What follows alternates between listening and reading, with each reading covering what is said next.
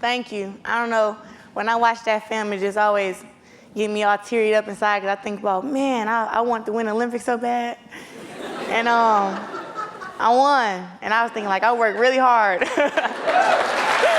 I worked really hard. But I know, like, most everybody who followed my story, or if you wasn't able to, my record is 31-1, 15 TKOs. And I know you're thinking, like, yeah, that's a lot of wins, only one loss, you're awesome. You know, but there were a lot more obstacles I had to get through. It wasn't just that one opponent. I think that everybody I fight is an obstacle. But it were just things that I had to deal with in life that were really hard. And it started from when I was, you know, it started from just being in Flint. Like, how many of you have been to Flint before? Yeah, I don't know what to think of Flint. You know, Flint is, it's a crazy city.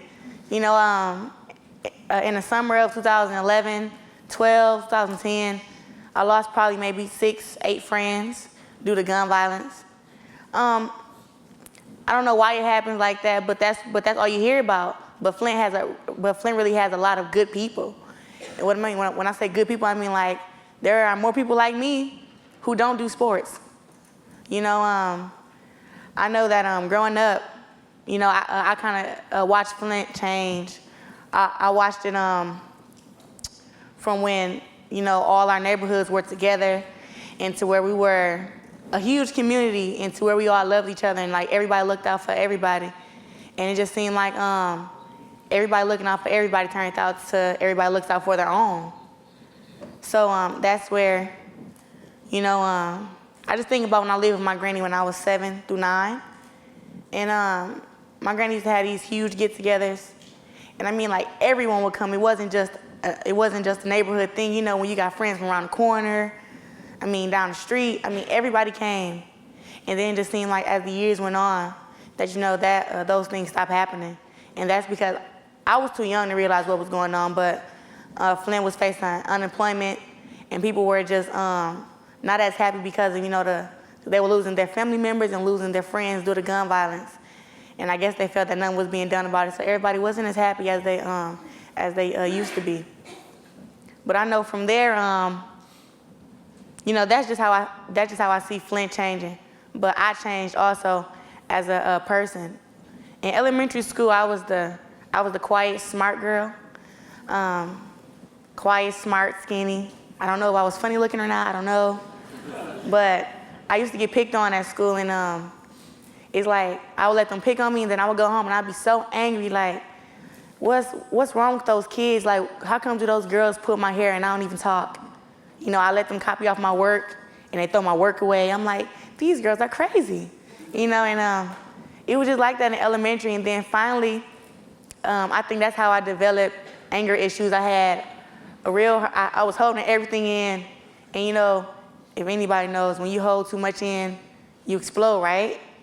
That's what I did. And I became known at school as a fighter.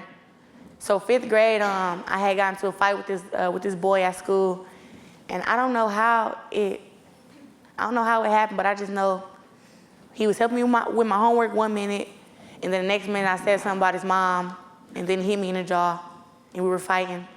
And the teacher, and I beat the guy up pretty bad.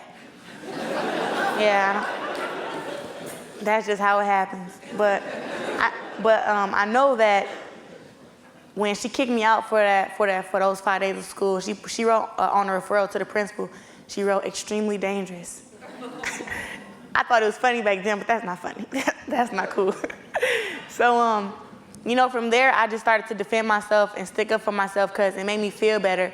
If it was fighting or if it was just talking trash to somebody, I wasn't holding anything in. And then I know from there, I met my dad when I was 9. And I started boxing when I was 11. I was inspired to box by my dad. My dad told me he had he said he messed up so many times out of his life. My dad has been back and forth to prison a lot.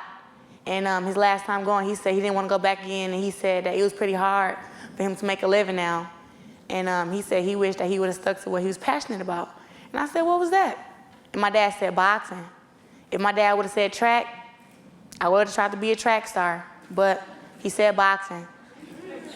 And then he mentioned how Layla Ali took after her dad, Muhammad Ali. So now, don't those two stories go together? Now, don't you think he was telling me, baby, I want you to box, right?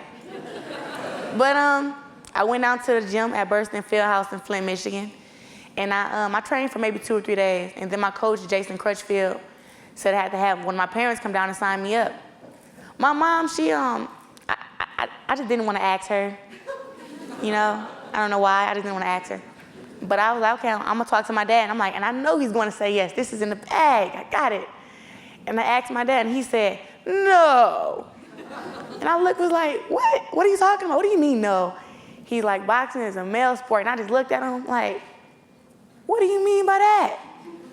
And he's just saying that he got talking about I'm too pretty to box and all this other stuff. And I'm like, look, okay, I want to box. And since he kept saying no, I started crying. I don't think I talked to my dad maybe for 2 days. And he changed his mind.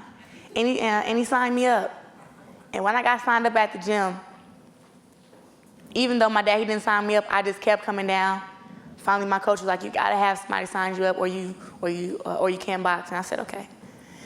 So I was gonna go to my mom, but my dad, he ended up changing his mind. He must have been knowing how I was feeling because at that time, I was talking to my dad every day.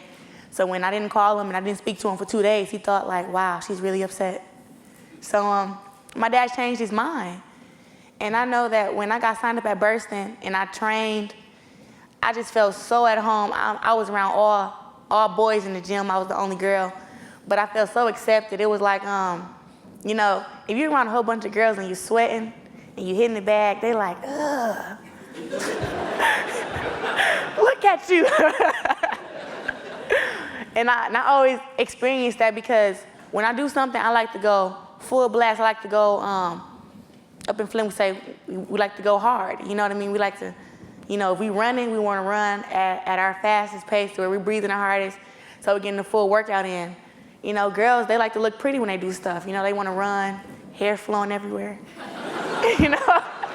And I'm not the type of girl, you know? So at the gym, when I was working hard with the guys and we're all in the ring, and I'm like, and they're yelling, I got a cramp, and I'm like, I got one too. You know, I fit it right in, and it wasn't nothing. They weren't like, wow, you shouldn't be here. You know, no one was like that, and I felt I was loved there. So it just kept me around, and I fell in love with boxing in 2 weeks. And with boxing being said, I've always boxed boys from the beginning, and I know I was boxing for 2 months, and I boxed against this guy named Darion Lawson. He still boxes with us now, and I remember he was taunting me for the first 2 months because my coach said, Rest, you're not going to be ready for him till you boxing for 6 months. And I said, 6 months? And I was thinking to myself, he's not even that good. What are you talking about? And because I just felt like I could beat him. I had never seen him box.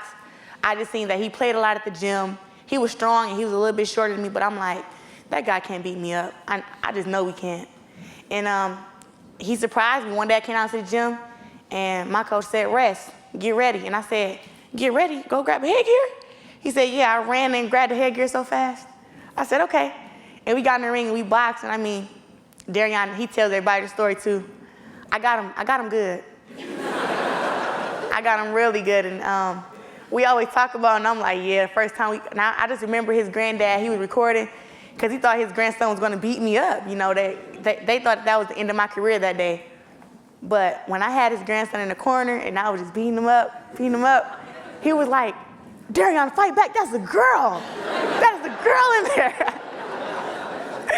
And I always think about that and I was like, yeah. But,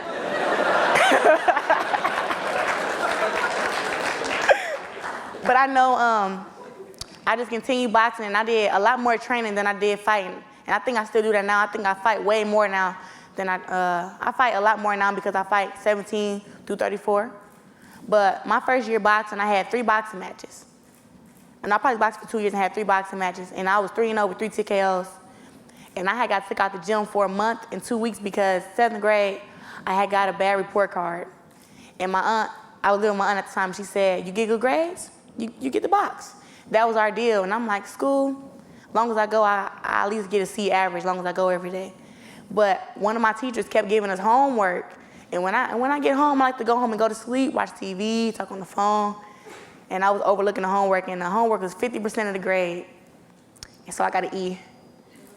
And my aunt took me out of boxing. That was the hardest month and 2 weeks of my life.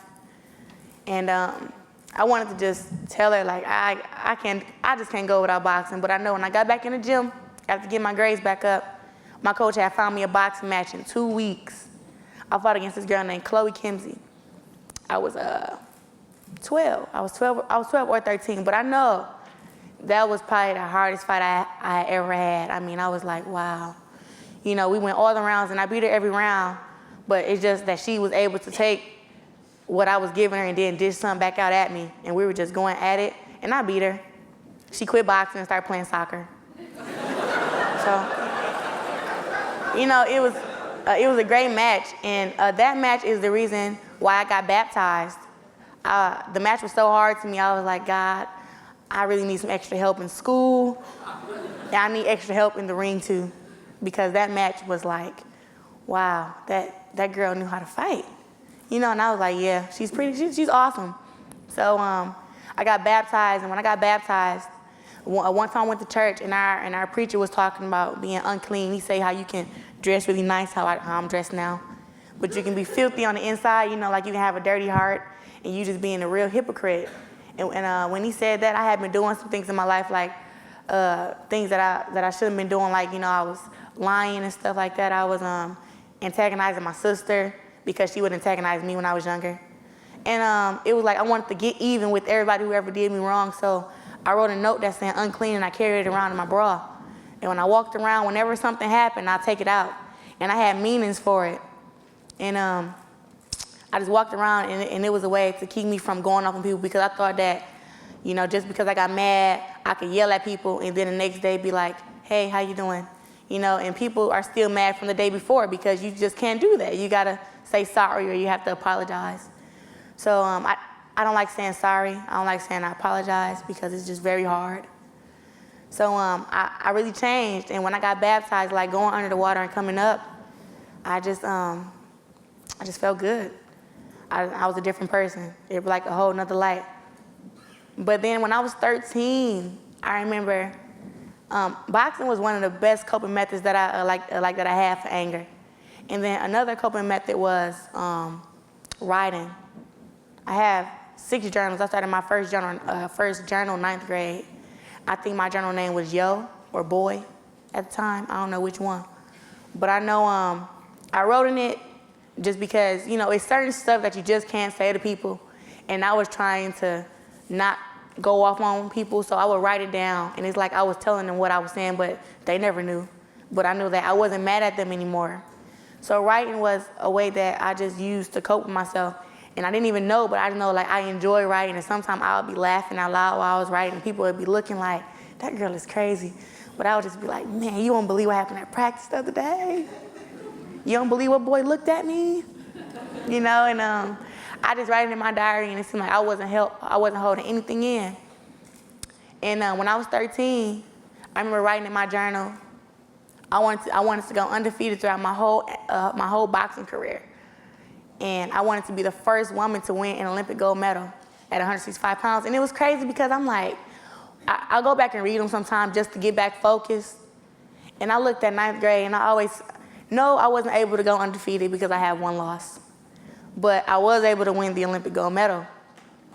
And I know that my match in China, I learned a lot from when I lost. You know, I learned you can't be off focus, you can't be emotional, and you really have to do your homework. When I got in the ring to fight the girl who I lost to in China, when we hit gloves to give each other sportsmanship, I looked up, and this girl was 6'2". I'm 5'9". I looked, and I was shocked, because I'm like, wow, I didn't know women could get this tall in boxing. I thought they were all the same height. And when I looked up and we hit gloves, you know, I was like, okay, I got a fight on my hands, all right. And we went back to the corner, and we started fighting, and I felt like I wasn't there that fight. And it seemed like I got in and got out, and all I know, I was in the middle of the ring, and the other girl had her hand raised for the first time over me, and I was crying, and I was like, what just happened? And I didn't know. And But that fight made me work so much harder when I got back down to the gym. Even though I cried and I was sad, it made me hungrier. I ran more, like you see on that video. I went from running 3 miles to running 4 to 6 miles a day. And working out in the gym, my arms would get tired on the back. I used to just put them down like, all right, I'm done. I started working while I was in pain. And I was able to block everyone out. You know, I didn't have the same problems in London, you know. And with that loss, it made everybody doubt me. You know, people were doubting me like, she's 17, she had this many fights, there's no way she can go to London and win. But it was something in me that was saying, I can beat that girl. I know how she fight. And I mean, everybody in the Olympics, I watched film on every last one of the women, all of them. So I really didn't care how the draw went. I wanted to get the girl who beat me. I wanted to fight her again bad. Yeah. I'm like, I'm gonna get her. But we end up, you know, my first match of the Olympics, I fought against Sweden's Anna Laurel. She was 6'2", and a previous 2-time world champion, and she had 33 years on this earth, so she was 16 years older than me. And you know how I felt about that? I didn't care. I was there to win my gold medal, and I put my foot down already that no matter who I got in the ring with, it was about to go down. And that's what happened. And I beat Anna Laurel 14-18. Then I beat Kazakhstan 15-29. Now Kazakhstan got it the worst because she beat, you know, the girl who beat me in China, she beat her. And if she just would let the girl from England win, I could have got my revenge, but I wasn't able to, so I was pretty upset. I was upset. So I beat up Kazakhstan 15-29, and then the gold medal bout, it was like people were talking. I had got compared to Rocky earlier that week, so it was kind of weird that I was fighting Russia in the finals. I was like, yeah, okay. And I got in there and beat Russia 12-19. And standing on the podium, you know, I don't know what I was thinking, but I didn't even know how heavy the medal was gonna be. I didn't know what to expect, but when I seen it, I started sweating, and I was like, oh my God. There we go. There go the gold medal. And when he put it on my neck, I just was like, I freaked out, if anybody's seen it. It was pretty funny. I freaked out. And, you know, listening to the national anthem, you know, it was great, but I know that, you know, all those things that I had to go through, you know, getting over anger management, learning how to cope with myself and not hold things in, from, you know, actually going to the Olympics and overcoming people doubting me. It was a great experience, but I want to say that people always ask me, you know, what makes a champion a champion? And I think that it's our hearts and love for what we do. Even when I lost my first boxing match, I still love boxing after that. I still was saying that I wanted to win the Olympics. And that's what helped me. So, and me and my coach, we got a great relationship. He's happy, I'm happy. And I got the gold.